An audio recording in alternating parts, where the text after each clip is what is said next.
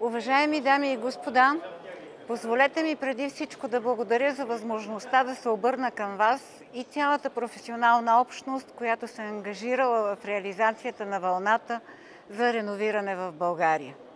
Не случайно предложението на Европейската комисия за вълна за реновиране на сградния фонд в Европа и енергийното обновяване на сградите е в основата на цялата стратегия за растеж на Европейския съюз, позната като Зеления пакт, и намира своите отражения и приложни области в цялата политика за климатична неутралност.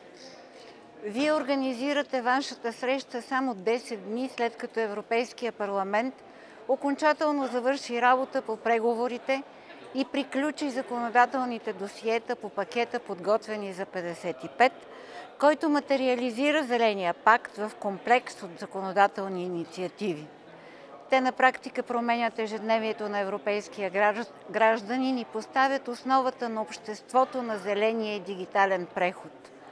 Със завършването на преговорите с Съвета и окончателното приемане на обновената директива за възобновяема енергия се завършва един период в работата на Европейския парламент, който беше изцяло посветен на изграждането на законодателната основа за зелена трансформация. Отбелязвам това, защото амбициите за реновиране на сградния фонд в Европа са свързани и намират своето отражение в редица от законодателните промени.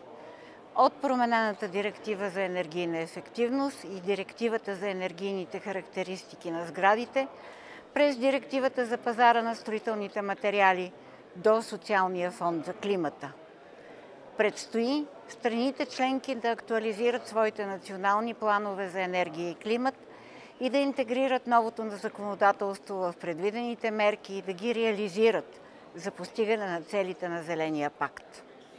Дали страните членки са готови за това предизвикателство и дали използват всички инструменти, с които разполагат за постигане на целите и конкретно за постигане на целите за реновиране на сградния фонд?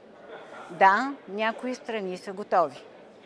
Много бърз преглед на националните планове за възстановяване и устойчивост показва, че страни като Белгия, Германия, Гърция, Дания, Ирландия, Испания, Италия, Литва, Малта, Полша, Португалия, Румъния, Словакия, Словения, Франция, Чехия инвестират около 10% от ресурса, с който разполагат по механизма за възстановяване и устойчивост, за реновиране на сградния фонд и енергийна ефективност на обществени и частни сгради.